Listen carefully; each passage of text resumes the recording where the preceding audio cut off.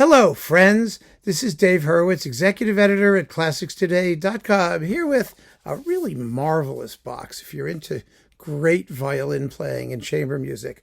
Josef Suk early recordings on Supraphon. This set has 6 discs, and oh my goodness, the repertoire is marvelous, but Suk was unquestionably one of the great violinists of the 20th century, one of the great less sung, I wouldn't say he was unsung because people knew about him, but less sung violinist because he was trapped behind the Iron Curtain. And unlike some of the Soviet artists like David Oistrakh and people like that, he didn't have the opportunity to concertize abroad as often as those others, nor did he have the attention paid to him that the Soviet artists did, largely for geopolitical reasons, because of the Cold War. I mean, Czechoslovakia is a small country, one with an amazing musical pedigree, and he was the avatar of Czech violin playing for decades. I mean, he lived from, 1929 to about 2010. So he had an extraordinary career. I don't think he ever made a bad record. He never sounded as though his technique was falling apart, or he just made wonderful recordings, and quite a lot of them. But also most of them were for Supraphon, and because they were for Supraphon, they were spottily available in the West, and we didn't get much of a chance to hear him as much as some of the other big names. But make no mistake, he was a big name. He was also Dvořák's great-grandson and the grandson of composer Josef Suk. Really quite extraordinary, life and musical lineage. In fact, it's rather interesting when you talk about all the period people who say, well, back in the 19th century, they didn't use vibrato, bloopity, bloopity, bloop. Ask this guy if anybody knew what they should be doing when they played chamber music from the 19th century, from like Dvorak and Suk and those people. It was Josef Suk. And, again, more of the nonsense just rolls right along, doesn't it? When we have audible evidence of what an authentic or idiomatic style might be in 19th century music. Well, here we go. Anyway, that's not the point. The point is, this is a splendid set. I'm going to tell you what's in it and then encourage you to listen to it. Some of it is in mono, some of it's in stereo. It's about 50-50. The recordings date from his earliest recordings in the 1950s, the mid-1950s, 1955, 56, and end around 1967, 68. Look at the repertoire here. This is just marvelous. First, Dvorak and Josef Suk. We have, Josef Suk, his grandfather, Josef Suk. We have the romantic pieces for violin and piano, the sonatina for violin and piano, the sonatina, right? And the sonata for violin and piano. That's all Dvorak. And Josef Suk's 4 pieces for violin and piano. That's CD1. Classic stuff. And these are recordings that date, these are his earliest recordings, some of his earliest recordings.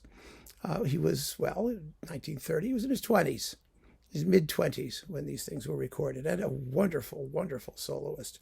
CD2, Janáček Violin Sonata, Smetana From My Homeland, which is from the homeland, pardon me, for violin and piano, Jaroslav Ježek's Sonata for violin and piano, and Martinu, 2 duos for violin and cello. Wonderful works, by the way, that nobody knows. And these were, for all of us, these were wonderful recordings that introduced us to Martinu and Ježek and some other fine Czech composers. His piano and other accompanists, by the way, were for the piano, Josef Hala, Jan Panenka, and Alfred Holacek. They were all splendid Czech pianists. And for the cello, we have Andrei Navarra, and viola, Milan Škampa, who was the violist with the Smetana Quartet and later became the leader of the Škampa Quartet. There was a Škampa Quartet. I don't think Milan Škampa was in it by then. It was past his prime. Anyway, the bottom line is these are amazing, wonderful artists as well. So then we got CD3, the Grieg Third Violin Sonata, Schumann's Evening Song for violin and piano, Respighi's Violin Sonata, and the Brahms Violin Sonata number 1, and the Waltz for violin and piano in A major, opus 39, number 15. Now, these things, the range of repertoire on offer here is really, really interesting, considering the date, late 50s, early 60s. He wasn't doing just the same old, same old. And that's what makes these recordings so particularly valuable, not just because he was doing it when no one else was doing it, but because he was doing it stunningly well when no one else was doing it. That's what matters.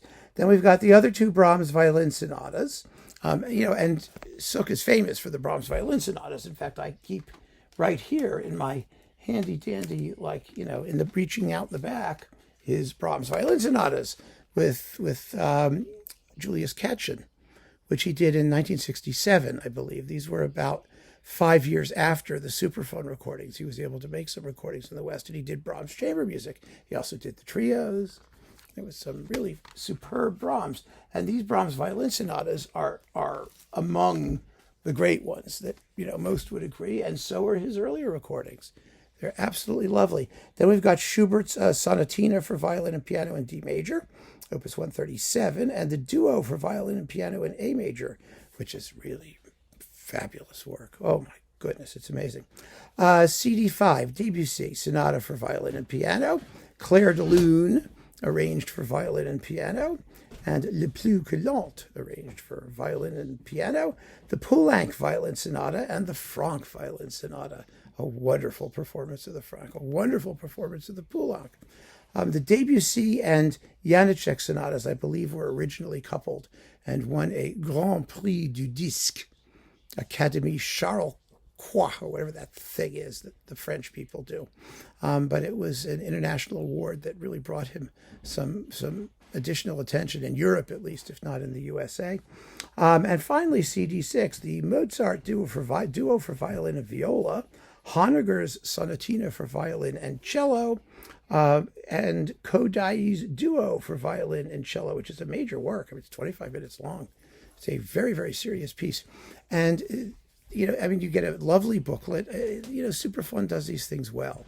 A nice box, good and solid, and a wonderful treasurable memento of a very, very great artist. It would be nice to see a complete Suk edition, wouldn't it? He did some things 2 or 3 times. There's a lot of repetition, but just think about how much he recorded and how little of it we get. All things considered, it's really kind of astonishing. So we need to grab what we can when we can, and this is one of those. So grab it when you can, and keep on listening, friends. Thanks for joining me. Take care.